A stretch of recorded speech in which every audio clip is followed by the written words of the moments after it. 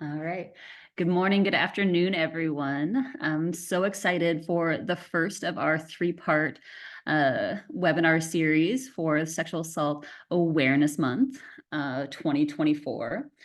It feels that this is probably what is that even now? 15th Sexual Assault Awareness Month, something in that lens, and probably more than that, but really thinking about like how each year and each time we're able to be in space with people, we are doing good work and working to create change together. And so this is the first part, as I said, and we're going to be talking a little bit today about exploring the sexual violence response and some of the different frameworks, for lack of a better word, that we really should be considering. So this is this is a new webinar for us, but it is also kind of a baseline for the rest of the series, as well as, really thinking about what can we be doing within our programs, within our work, within ourselves as individuals, and within our communities to strengthen and sustain a multitude of response avenues for survivors. And so as we get started, I'm going to find my button. There we go. And so Bonjour. My name is Jolene Engelking. I am with the Minnesota Indian Women's Sexual Assault Coalition, and I run our National Tribal Sexual Assault Resource Center, which is a beautiful project that is allowing us to have this conversation today, thinking both about the traditional response, the criminal legal response that many of us work within, as well as thinking more expansively about what do our Indigenous survivors and what do our tribal communities need in terms of a response. I am White Earth Anishinaabe from here in Minnesota. I'm based my heart is in community-based advocacy, and I have a lot of experience in providing training and technical assistance, particularly to advocacy programs and to sexual assault response teams across the country in rural, urban, and many different environments. And I am joined today by my amazing colleague, Shayla Beaumont, and I'll let her introduce herself. Say mayo pon ipitia kisigaw mi kisigaswin Shayla Beaumont. Say I'm not really feeling well. I'm an enrolled member of the Chippewa Cree tribe and also affiliated with Crow, Grovon, and Assiniboine here in Montana. I am the Elevate Uplift coordinator with the Minnesota Indian Women's Sexual Assault Coalition. And a little bit about my background: I've served as a sexual assault and domestic violence and Indigenous survivors of trafficking advocate. And then I've also worked with the child welfare system. I was a kindergarten teacher before on our school close to our reservation, and also working in shelters providing emergency care to young mothers at risk. Don't say hello. Thank you, Shayla. And so, yeah, as I said, today we are going to be talking a little bit about, what do we even mean by response? Talking about some of the strategies, both on that micro level as well as on the macro or bigger picture level, as well as some considerations for individuals, for programs, and even just like collectively about what we can do. This webinar is not going to have all of the answers to how to fix a response, and it's not going to have all of the how-tos to create the different avenues that each of our communities may want or may need, but we're here to start the conversation and then to think about how do we make this more practical and really fit for what your community may be needing. And so this is, once again, a jumping off point. And so, all right.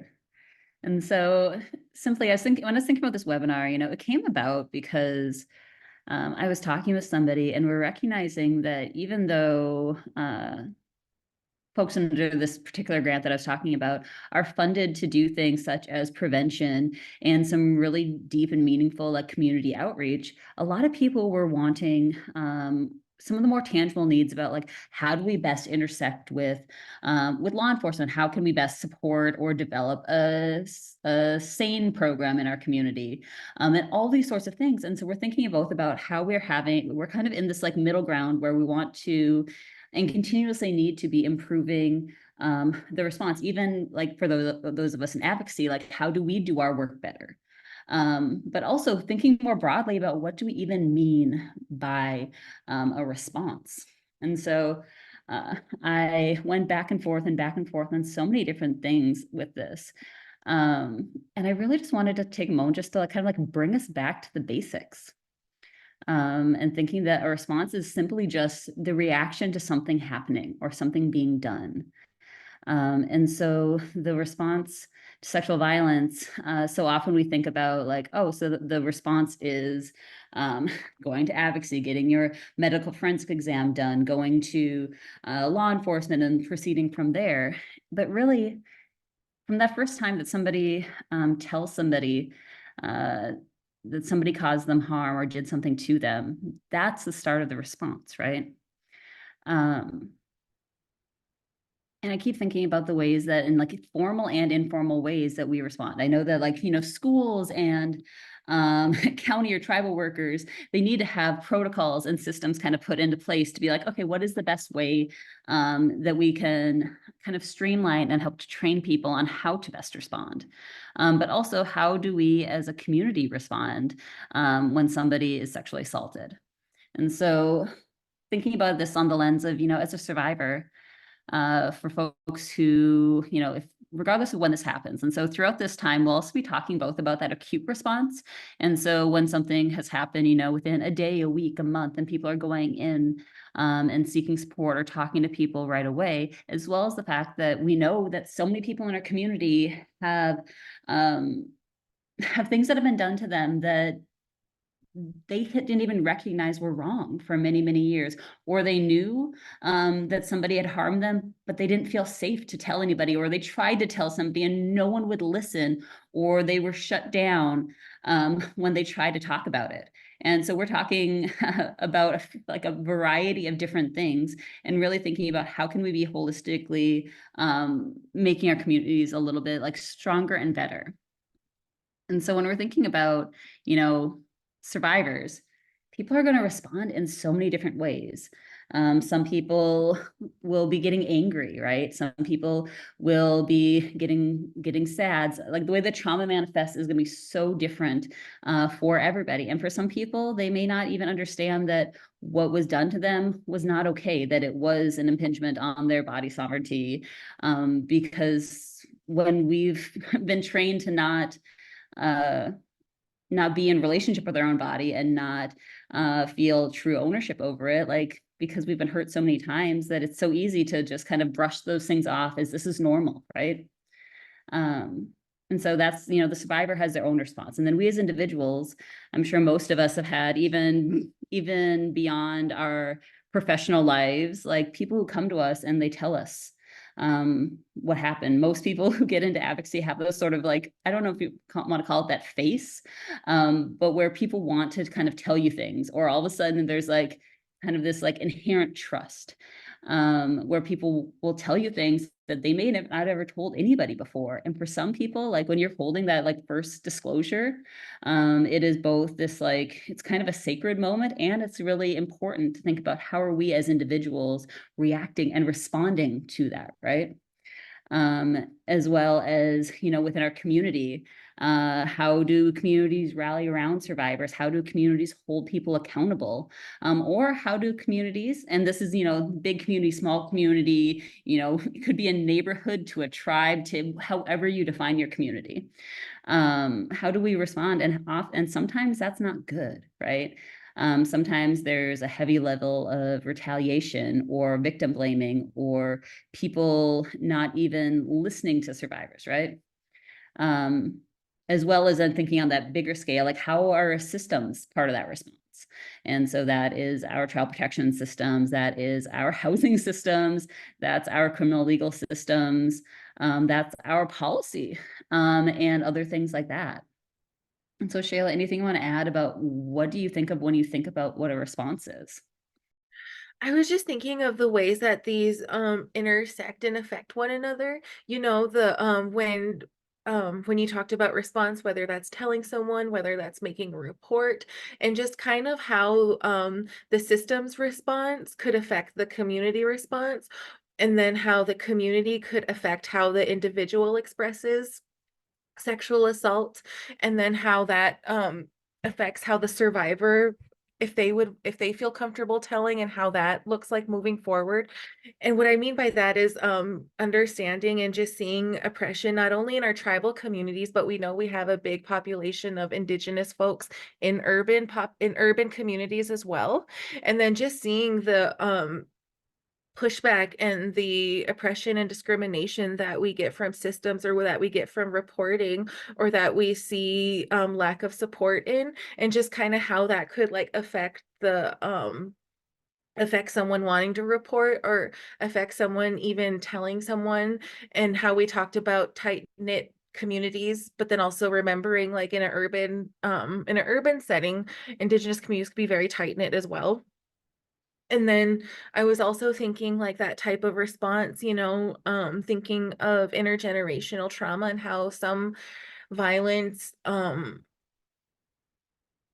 from like the boarding schools, and from thinking how like normalizing violence, and kind of thinking how that's okay in some communities or in some families, all due respect. And then so having sexual violence or violence be a learned behavior, and then not realizing that maybe what happened to you was wrong. And so I was just thinking of like, the power of voice and speaking your truth, and just kind of how that could activate or give power of voice to someone else, or how that could affect the community too. um yeah, that's just where all my Thank you, Shayla. And I did want to name, so because of the webinar format that we're in, if folks have anything that they want to add in terms of comments or questions, please feel free to use either like the chat function to chat to the hosts and panelists, or within the Q&A, and we will be watching that. As well as if you have any technical difficulties, please just reach out and we will kind of take care of that, because we want to make sure that the folks who are on live are having a good experience. And so talked a little bit about the response. And so I also felt that we couldn't really continue on when we're thinking about like what the response is, without really talking just even briefly about what do survivors need. Which is a very hard question, because I work with different sorts of programs, and everyone is slightly different, but people want like, hey, these are like the menu of services, or those like very few things that can be helping survivors, and this will kind of meet all their needs. When we know that survivors' lives are as complicated as our own are, right? Because most of us are survivors as well. And so what survivors need is unique to them as individuals, and unique to the impact of the violence upon them, right? And so some folks need, I think at a baseline and as a core, survivors need to be believed, they need to be heard, and they need to be respected. And sadly, even a lot of our programs aren't doing that, right? And so how can we be really making sure that, especially like once folks have gotten into doing this work for a while, people can get really desensitized, and they can start to be like almost, I don't know, like when we've just been doing the work for so long, and it can just become, oh, like yet another client is what I've heard. And so really making sure that we are being attuned to that like individual, right, that we're working with. Also thinking about people need some tangible needs, and that can range everything from locks to food to housing support to all the different things that make us, who we are. And I've had people try to tell me before that, like sexual assault survivors don't need anything tangible besides like clothing after the hospital, for example. And to me, that's doing a really disservice if we are limiting that to only folks who may be experiencing, like domestic violence or other things like that. And so really making sure that, because for some people, they may be coming in, but what they need most is, they need respite childcare for one evening, so they can just take a breath for themselves, right? They just kind of need support in all those ways.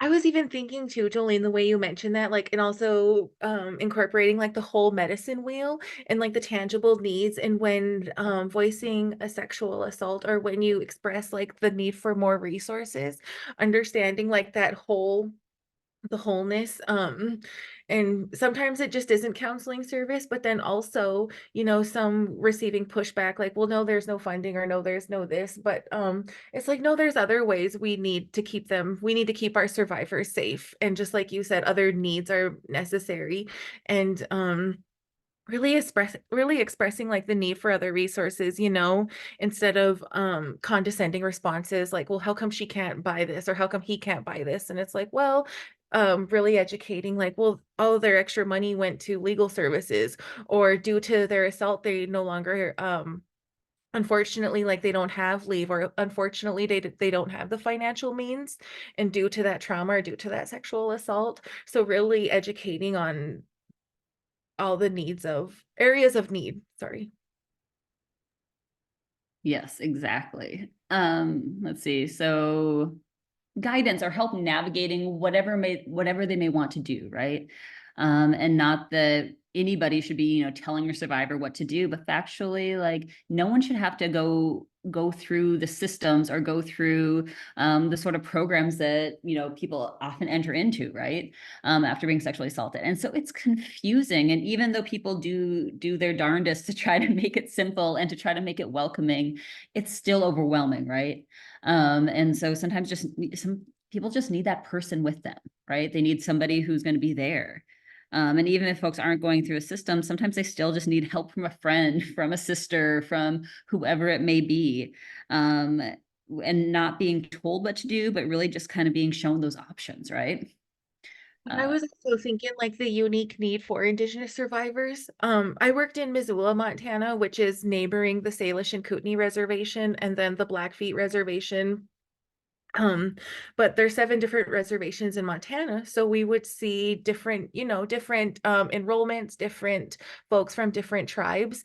And I thought it was always important to help guide and navigate because of that jurisdiction issue, right? Sometimes when we would call and the client would ask for help, or whatever that looked like, they would refer them back to their tribe, and then it would take like me calling back, no, that's not like, yes, that is her tribal affiliation, but that's not where the crime happened.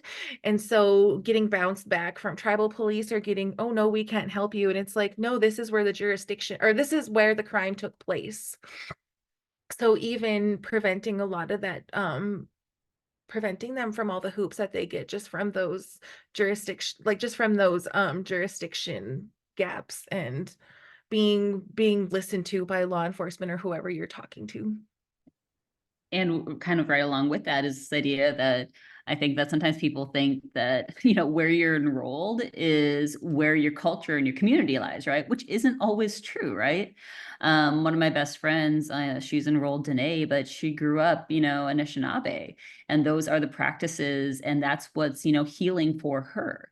And so I think that especially when we're working with, non-tribal programs, or even tribal programs can fall into it as well, we kind of make these assumptions about, oh, this is that last name, so therefore this is, what they practice, without actually having connection and community to be talking with them about what do they really need. And also some folks, they have been hurt by culture, by spiritual leaders, right? And so many people come through our program may not want some of this, but others do. And so how do we create those avenues? And also there's some people who, because of, the things that were done to them and the trauma in their life, they've done some things that have caused harm within their own families, right? I mean, we're thinking about, those folks who have maybe like stolen from the family or done things that have caused, people to be estranged. And so how do we help, is a part of our role within this movement to be helping communities and families rebuild and repair those rifts that have happened, right? Because so many people feel, that they're not welcome, or because they have been, using or something like that, that they shouldn't be, even able to attend a powwow or to attend a sweat or whatever sort of ceremony that folks want to be attending. And so thinking about how can we be like, that is part of what survivors need. And that's also part of the response, right? So when we're thinking about the response, like how, like what is that part of our role, or whose role is that? So just navigating that. As we talked about, there's also, the physical and physical supports that people sometimes need to be really taken care of, the medical needs that come immediately after a sexual assault, as well as thinking about the lifelong medical impacts that trauma can have on our bodies, and how holding trauma can cause so many other issues and can also increase the risk of many things. It can also impact, even our dental care or the ways that our body wants to react to like an infection that we get. It all plays into each other, right? And so these are the things that we don't often talk about because it's harder to deal with somebody's like day-to-day medical needs than be helping them right away. And also truly just connection and just this ability to, for some folks, some folks want to distance themselves and don't want, the sexual assault or child abuse that happened to them to guide their life, right? But other folks, they want to form that community and that connection to take action steps in order to, help others and to change the culture that we're in. And so whether or not somebody wants to get heavily involved or whether or not somebody wants to just kind of like drop in, get the support they need and go, all of our responses have to kind of accommodate all those needs. Anything else, Shayla, before we move on? Okay. And so I was thinking about this when I was thinking about the response, I was trying to really think about like, what is core to it? And there's a few things that kind of kept coming up to me. And that included safety, healing, and justice. Those are kind of the phrases I just kept thinking about in the response. And what does that mean? And so in the different realms, I was thinking about like for the survivor, as we talked about, people need healing. And that can be a lot of different things, as we already talked about, right? But also safety. And I know that safety has been an interesting thing when we're talking about sexual assault survivors. I don't know if folks know, but there has been, some kind of like whether or not people should be doing safety planning with sexual assault survivors. And I know some programs do and some programs don't. None of the programs that I worked at or volunteered at had formalized safety plans. And that worked okay for us, in part because safety can look different for a sexual assault survivor than for a domestic violence survivor or somebody who is leaving trafficking. But really, what does safety mean to each individual, right? Are they feeling comfortable enough to be, sleeping at home alone? Are they okay going to work? All these sorts of things, and how are we helping them navigate that? As well as for a survivor, what does justice mean? And this is for me one of the things that I struggle with. At my last job, I just had this big giant Post-it on my cubicle wall that said, "What is justice?" Because for the life of me, and I've been in this work a long time, I can't seem to couple and figure out what do I even mean by justice. Because to me, it gets so complicated when I know that there are so many people who feel strongly that the only way for justice is to have somebody completely removed from society, right? Somebody who's in prison, or even the folks who, just to be blunt, like we know that there's many people who wish death upon those who caused harm, right? And other people think that, justice can be different. And so like, it's one of those things that's really hard. And what do we mean by justice? That's just my own little thing that I don't have the answer to, but we do know that that's something that survivors are seeking and wanting. Something was done and there needs to be a remedy or for the harm that was done. When we're thinking about the offender, that's the other part, because we always want to be survivor focused, but also if we're not working and also focusing on the offenders, the harm is going to keep happening, right? And so what does accountability really look like? And I think accountability and justice can go hand in hand, but somebody caused harm and they should be held accountable for it, right? People should not be allowed to to perpetrate violence and not have any kind of recourse, right? And then also thinking about what does that mean though to repair harm? And so within our communities, like, is that going to prison? And for sometimes that is the thing. For sometimes is it banishment? For sometimes it's giving a family money, and not in a way that it's like a weird payoff way. But for sometimes it's actually like literally paying for the harm that you caused, right? And there's so many other ways that we can kind of be thinking about and conceptualizing it. And also for the offender, also hopefully we're able to make change, right? Where people are able to, they've taken atonement and accountability and for the harm that they cause. And hopefully now that people can be able to, like, I don't want to say be rehabilitated, but what can we do to make sure that the offenders aren't reoffending? And that they can also be, having full lives, for example, after that. And that can get really hard and really messy and really tricky, right? Anytime we're talking about offender things, I have half the people thinking I'm too soft, and half the people thinking I'm too harsh, and it just never feels right. And that's part of why this gets really, really messy, right? And why it's not easy to necessarily have like a response that fits for everybody. No, Jolene, I'm totally with you on the healing and safety and justice piece, because healing definitely looks different for everyone. And I get troubled with that justice piece too. My bachelor's is criminal justice, but then also, we all know the unique relationship that Indigenous communities and other communities of color do have with the judicial system, right? That we do have with law enforcement. And in Montana, it was found that the U.S. attorney declined to prosecute more than 64% of sexual assault cases on the reservations. And so, like, also taking that into account of the unique relationship. So, Indigenous communities, knowing what we know and knowing kind of maybe the harmful language we might experience in that courtroom or by law enforcement taking our report. And so really taking into account the unique relationship that we do have with the justice system, and maybe that could be harmful more than healing in some. So really educating our mainstream partners and our mainstream advocates on that piece too. But then I was also thinking about that offender, also healing the offender, not only making sure they're not going to reoffend again, but are they a survivor of violence as well? Was their violence learned? Um, and, a lot of just like I mentioned, our Indigenous communities and our other cultural communities have a unique and um, have a different relationship with our judicial system. And so maybe we know that our Indigenous brothers and sisters do go to prison at higher rates, or like that experience violence by the police at higher rates. So also, wanting them to take accountability, but then also kind of highlighting that fact of overrepresentation in the prison systems.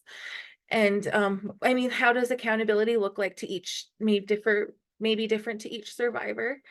And then community, social and systems, like how do we work against those barriers, right? The relationship with the judicial system, and then also sorry, a lot. Sorry, I was really going on it. Um, but then also communities and like dealing with different families, but then also making sure everyone feels safe. And what does that look like? Like going to ceremony feeling safe, being able to leave the reservation feeling safe, and even just being in your own home. We know that we have multiple families living in one household. A lot of families join each other in feeds and help each other with like fundraising and just like tight knit communities, and even in urban spaces, right? Not just on reservations. Right. And I was even thinking about, like, so last week MUSAC hosted our national sex trafficking in Indian country in Alaska conference. And I was talking with some folks about, this idea that in way too many communities, after somebody has been trafficked or has been sexually assaulted, so often people are like basically run out of the community because it's not safe for them anymore, where they're facing such retaliation within our communities. And to me, at the very least, like, how can we do better for those survivors, where they're not having to flee everything that they know simply because somebody chose to cause harm to them, right? And it's frustrating, it's infuriating, and we're needing to create change within our overall systems and our communities to not allow that, right? Where the survivor shouldn't be the one who has to be uprooted all the time, right? And so those are just some of the ways, and just really kind of having that underpinning of thinking about, when we think about that response, thinking about it from all those different angles, from the survivor, from the offender, and for the community. What is all both our responsibility in terms of the response, and what are those things that are important to those responses, right? And we've talked a bunch about this already in some of these ways, but what makes it complicated? And I added prevention here because for the third part of our series, we will be diving deeper into prevention, because as much as we can keep getting great at doing our response, and I think that there have been some major strides that have been done in many communities in the way that survivors are being treated after an assault, we also need to be thinking about how can we stop the violence from happening, right? And so we will not be talking much about that today, but so as Shayla had mentioned, it's so interlinked to so many other things, right? The impact on housing and health and jobs. We can't just heal somebody, we can't heal somebody from their sexual violence when there's so many other systemic things that are happening that are making life incredibly difficult, right? Or we can't begrudge somebody because they're not healing fast enough because they're having to deal with all of these other things that are compounding their life, right? The trauma from and distrust of systems. There's many valid reasons why folks aren't going to law enforcement, even if they wanted to. And thinking about how can we both be repairing the trust within communities and creating systems where people feel comfortable and welcome to go forward with them, as well as creating alternatives for folks who will not and may not ever feel that that's the way that they'll be able to get any form of justice. And particularly for folks who, it's not a recent assault. It's something that happened many, many years ago. And, and maybe even, their perpetrator may have passed on or things like that. But how are we still helping to create a level of healing and justice in those cases as well? I think we talked about many of these already as well, but I wanted to also highlight that. Oh yeah, you can totally talk. Go, Shayla. I always raise my hand, even though I know I could just unmute. I even do that at family dinner sometimes. Just kidding. We're in staff meetings and she's just like, hey fam. Kindergarten teacher, just teaching like lead by example. Just kidding. No, and I was thinking like the limited options, and like all due respect to our tribal communities, right? We have so many folks wearing so many hats, offering so many different services. Um, our survivor services are through our social services program, and then just already thinking of like how overworked our social services program are. So all due respect to that, but then just giving respect to the limited amount of resources. But then like, and I was also even thinking of behavioral health and in our tribal communities, and sometimes folks even in our urban communities, due to financial resources that they may get from the reservation if they are enrolled, or if they do have descendancy. And sometimes not everyone has the means to travel away for services that they do need. Or I know that we have telehealth now, but then I was also just thinking of sometimes behavioral health or emergency services aren't always available. And then I was even thinking of, like when we're in emergency situations. I live in Montana, and I was even thinking of access to cell signal. One time I was on the Crow Reservation. I went to my grandpa's funeral, and I I don't know how I like, because I followed like my GPS, right? But I kind of got lost, and it was just me and my 2-year-old daughter at the time. But then just kind of being able to backtrack. My grandpa's a Marine, and always kind of taught me, both of my grandpas have always like kind of taught me survival in the wild, or if I'm in emergency situations. So I mean, like, I was able to backtrack, but then I was just thinking of someone who is in crisis, or someone who is in the need of support, and who didn't have a means, or who didn't even have a car, and just like lack of cell service. And as we talked about the high rates of homelessness, and just being unique to your area. Like, I do live really rural in Montana, but just even limited access to resources or prevention.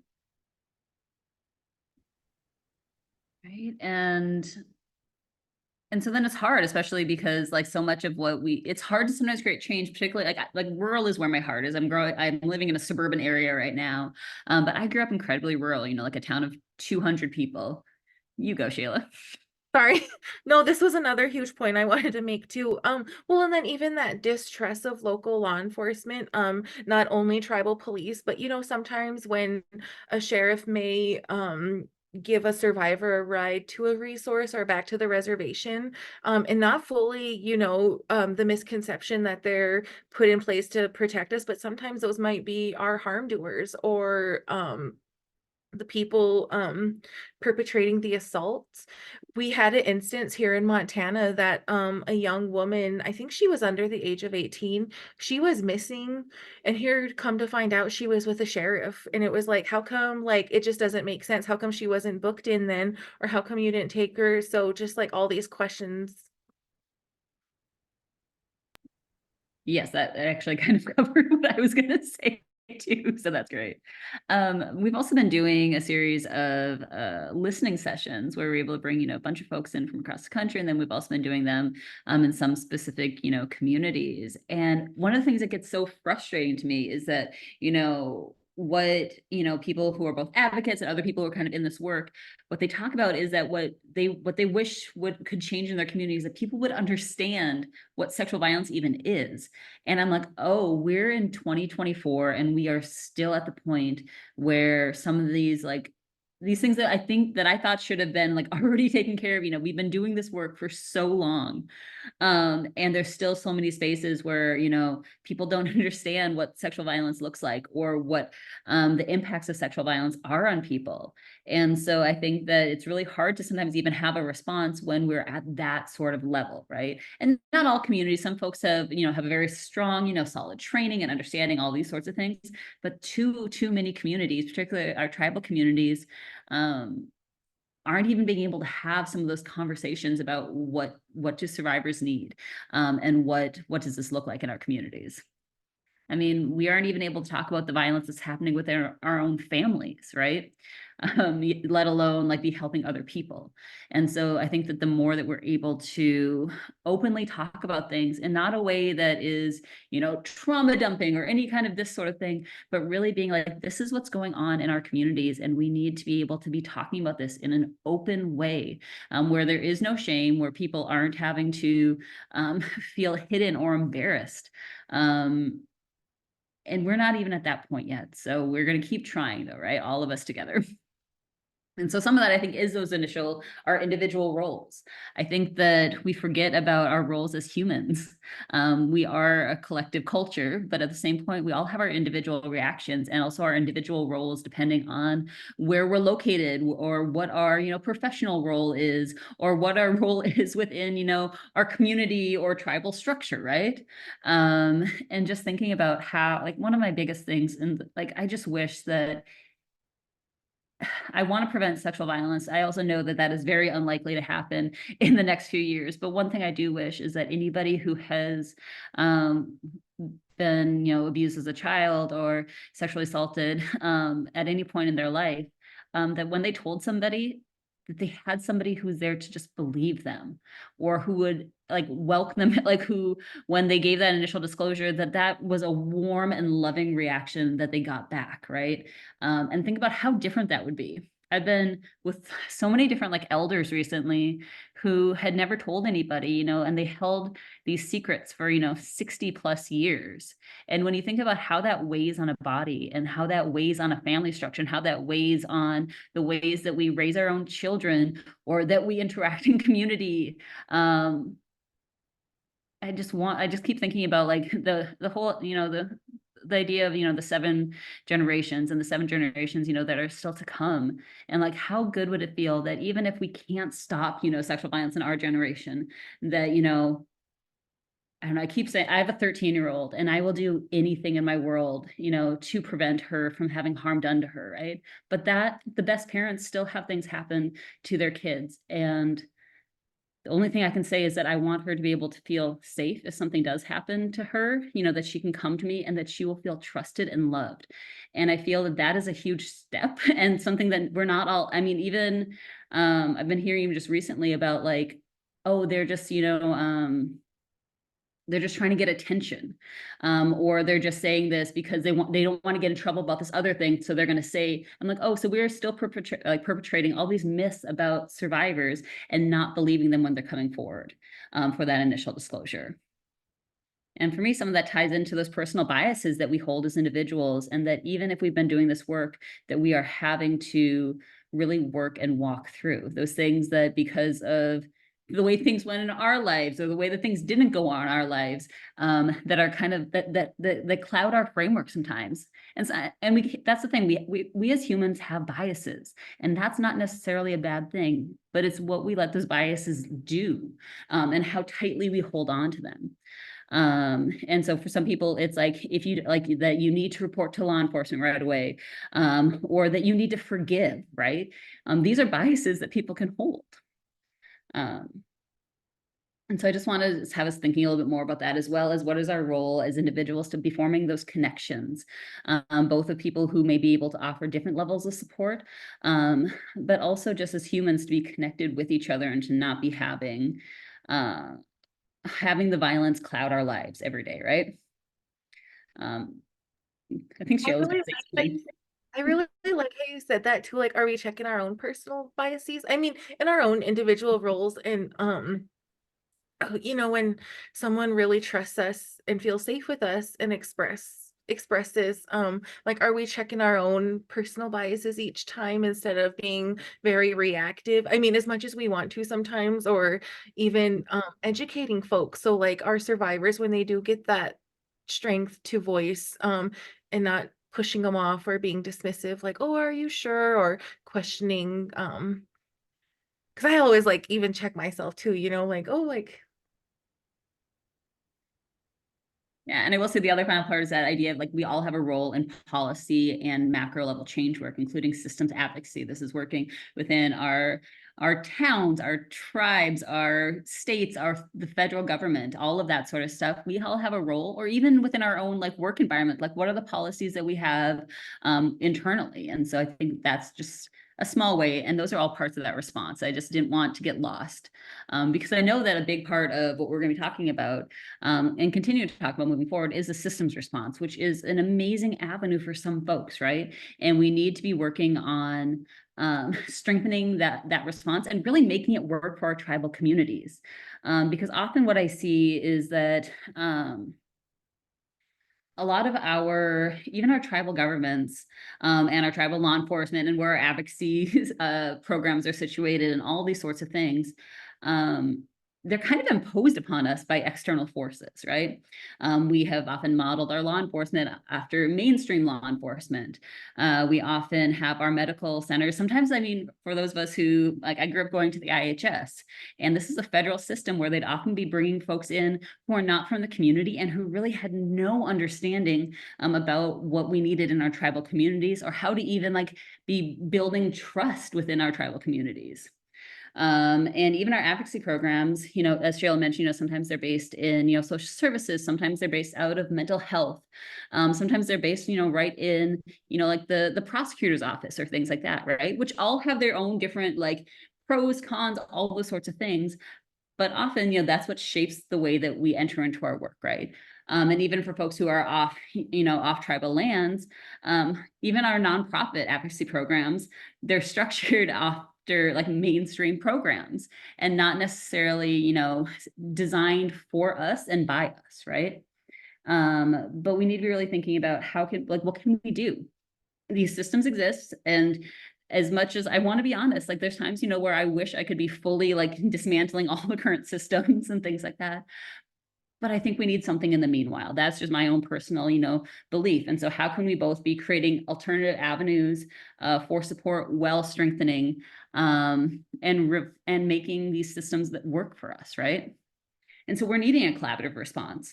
We can't be acting in silos, even as, advocates within our communities. And so we need these collaborative responses to be helping us in that to increase, the efficiency and effectiveness. I've done a lot of work in helping people develop SARTs, which is one form of collaborative response, a sexual assault response team. And really having them think about, like, why are we even what are we trying to fix? Like, is it because there is no communication, you just want to do better? Is it because there's known gaps within our system? Are we wanting to make our own jobs easier? Which some people, that's truly why they want to enter into this space, which can be part of it. We obviously want survivors to be able to have timely responses in so many ways. But having this collaborative response, I think, is essential to our work. And we have to be thinking more expansively about how we do that. I also think that within our communities, sometimes, like, we have these collaborative responses or SARTs or CCRs, and they aren't really doing what they're meant to do. One of the reasons I often get, TA around, I get asked for support around sexual assault response teams is because they're not doing anything. They meet every month or they meet every other month and nothing really happens. They might revise a protocol here or there. But they've been around for 10, 15 years. And at this point, they've just grown stagnant. And our survivors need us to not be stagnant, right? People in our community need us not to be stagnant. We need to always be growing. And simply having good relationships with people does not necessarily make a good collaborative response. Because sometimes you can feel that somebody is, especially in our small towns, right? Where, this advocate is married to this sheriff, or, all these sorts of things. There's intermixing, right? Or so-and-so goes to church with this sort of person. And so there's personal relationships, and those can be great, and you should be able to leverage those. And we also have to think about, it has to be our systems to systems response as well. So the advocacy, it's not just a person to person, because what happens when that person retires? What happens when there's a rub within that relationship? How are we making the connection sustainable? And also, how are we really thinking about, like, what is guiding the work of our collaboration, right? Gonna get into this here in a second. So I love talking about sexual assault response teams, in part because I find them both this beautiful, beautiful strategy, and I find that they're often lacking. And I've worked with, at this point, probably close to 100 different communities with their sexual assault response teams. And everyone is so well-meaning, right? They want to do good work, but sometimes they aren't able to even communicate with each other on the team. And so, as a step back, I just want to kind of talk about what a sexual assault response team is. In some communities, it's those folks who, like, sexual assault happens and it kind of gets activated, and, like, an advocate's called and law enforcement's called and nurses called out. And sometimes the SART can refer to that, like, core people who are responding in that moment, who will be helping survivors right then and through that. But there's also, taking a step back, there are more what are called, like, systems change responses. And so where they're thinking both about how are we helping, those individuals, but more so, how are we helping all the survivors within our community? And what can we be doing to not have people fall through the gaps, and to create like new avenues for people to be engaging and building trust and feeling trust within our community. And so historically, like, when SARTs were, first kind of becoming, I was going to say the rage, that's not the right word, but when SARTs were kind of gaining in popularity, both because of funding and because of who is typically involved, like, these are what we often talk about as the key members or the core members of a SART, so that's advocacy programs. And that is both, tribal programs, community-based programs, culturally specific advocacy programs, whatever exists in your community for those folks who are, providing that direct advocacy support for survivors. Law enforcement of many different types, prosecution, medical, and that can be a SANE program, or there's many communities out there who are not currently able to sustain a 24-hour SANE program. And yet survivors still need us to have a medical response, and a medical forensic response in particular. And so kind of navigating what that looks like in each community, as well as, corrections and or probation can also play a huge role within a sexual assault response team, even though sometimes they feel a little bit removed from it. And that's also because so few people are actually so few cases are prosecuted to the point where somebody does, engage with corrections or probation. One of the things that I've been working on a lot recently, though, is trying to work with communities on how are we growing to be less insular? How are we trying to expand the way that we work in our SARTs, in particular, and expand beyond just those core kind of key members? Because, well, a lot of great work can and has been done through that model, particularly from our tribal communities. I feel that it's often lacking if we aren't really thinking more expansively, and not bringing in folks who are, our traditional healers. Some culturally specific programs, such as, people who may be doing, like restorative justice circles within your community, or people who may be doing sexual health training or things like that. Also bringing in mental health services kind of to be part of that team, and to help mental health also understand, the depth and breadth that comes with the response. Bringing in the schools and the educators, all the way from those kindergarten teachers like Shayla used to be, all the way, through our colleges and universities, and having them involved. But the one that I get the most pushback on, which is the one that I often feel should be kind of even most regarded, is bringing in, community members and family, as well as traditional healers. I know that there's some communities out there who form, like survivor advisory panels, which I think can be an important avenue and a good way for survivors to be able to, give input and have voice within things.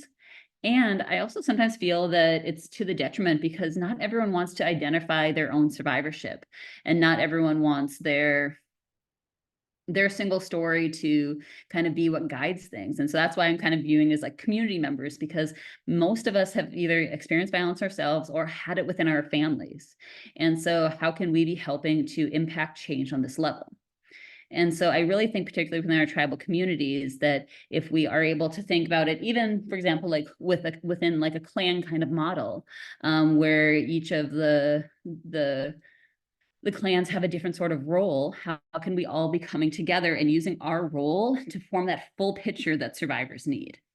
And so it's kind of idealistic sometimes. And I know people have been trying things in different sorts of ways. Like, so they'll, instead of just having their regular like monthly SART meeting, they'll have, every other month, have a bigger meeting, where all these people are involved, or all these different avenues, but really thinking about how can we do something differently, right?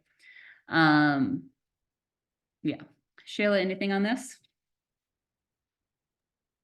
I really love like bringing in community members and family, but then also having that respect for their anonymity, expressing their survivorship. But no, definitely, having community members who not only are the ones who have to kind of navigate our systems, or who are experienced, or like whose safety that we're really trying to work towards, bringing in voices of the community, because we're the ones living in space, we're the ones who need to problem solve, and even just learning like how we mentioned like the clans, and each tribe is unique and each tribe is different, and then also like it gets more unique than that, right? Like the clans, the families, each family have their own unique ways.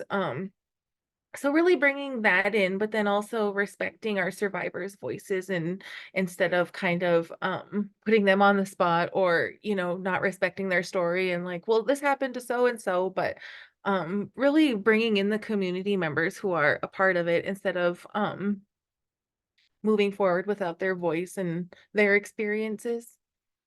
Right. And I feel that with that, it's the only way that you can have these truly collective approaches, right? Where we're best able to have true buy-in. Because for one thing, if the community isn't bought in, there's not going to be lasting change, right? The systems can be doing all they want to improve themselves, but if the community doesn't want to engage with the system, it's all for naught, right? Especially if there has been major harm that's been caused, like in certain communities where there have been breaches of confidentiality from the medical facility, or where a law enforcement has, sexually assaulted people, or things like that. where there have been major breaches, where there's real reasons for there not to be trust, right? And so what can we be doing collectively? And so this is kind of like a broad kind of idea, but really thinking about like, what are the ways that we're having community healing and ceremonies, right? What are those different ways of, I know that there has been, such a growing movement for either restorative or transformative justice models. And like, we've seen them have like, some effectiveness like on that small scale, but I've yet to see them really like throughout whole communities really create change. But what can we be doing to feel safe enough to try some of these, right? And because that's the thing, like it's really scary to want to, like, my big thing is I want communities sometimes to pause, or organizations to pause and do a reset, right? So thinking about like, where can we go and what can we really be doing? And sometimes that is thinking very courageously and sometimes inventively about how we're able to do things, but even in small ways. Like I was just talking to somebody yesterday how one of the ways they've incorporated culture is after every either child forensic interview or every adult sexual assault, they offer a seat or wipe down for all of their Native survivors, and it's just become part of their practice. And while that isn't revolutionary, it's something that's not done in so many communities. And so how can we both think like big level changes as also the small ways of really making spaces safer and more healing, and also embedding culture throughout all the work that we do, right? And so, yeah, as I was kind of saying, this idea of there are all these new avenues that we should be thinking about, and I don't have all the answers, and there also isn't all of the research, because that's like when I was coming into this, I was looking into all the different methods and the different frameworks, which I love, and I want us to be kind of co-creating concurrent strategies, maybe, because we know that not everyone wants to not everyone wants to report, not everyone has the ability to. But we all deserve this idea of healing and justice. And so just kind of thinking about what we can all be doing collectively and how it might not work. And that's, I think, the really scary part is no one wants to cause more harm to survivors, right? And so I think people are afraid that if we start to enter into some of these, like these circle methods, for example, that, survivors will feel more coerced, or that they won't be having true justice, or all these sorts of things. But sometimes we have to take those risks in order to have a greater reward in the long run, right? And there's going to be bumps. We're all going to make hiccups in all of our work, right? And what can we be, I don't know, I just want to kind of push us to kind of think bigger, and to explore. I know that we are coming to the end right now, but when we do think about things that are, different, or even expanding our current systems, really thinking about, as I said, what is that presenting issue, and what is causing this to bubble up to the surface right now? What currently exists within your community, and how can you both leverage those current things, and where are those gaps? And I really do encourage folks to be using, needs assessments, and be those like formal, which we could help with, or those informal ways of just gathering information in your community to be seeing what is happening and what people are really needing, and what are the generative ideas that people may have in your own space, as well as learning about power and who makes the decisions, and how can you and who has influence within your community. And really, for programs, thinking about with all of this, they're going to be, who do our programs get support from? How does our funding either help us do this work, or what are the potential fiscal implications if our funding doesn't? How are we providing training and keeping people informed and engaged and involved about what's happening? And this is all coming down to like, how do we codify our procedures sometimes? And we are also able to help, with your own internal policies and procedures, to try to think about it both from the tribal lens and incorporating values, as well as, embedding advocate safety throughout some of your work as well. And so I know that was kind of just a very lovely but brief overview of some of these things about response. And in part 2 and part 3, we're going to dive a little bit deeper into some of this. But I do want to just offer that if there are more of this that you'd like to talk about, if there's things that you are wanting to pursue more in your community, or to learn more about, or to kind of think about what can our response be, please reach out. I'm going to just kind of share this, and then I will close and have questions after our time is done. But I want to thank Shayla for offering her thoughts and expertise. And thanks to our two amazing ASL interpreters for supporting us on this call. And so please reach out. The simplest email address is resourcecenter@musac.org. And we are here to provide free of cost training support, or just to hear if you have ideas that you are seeing work in your community. And so, yeah, thank you all.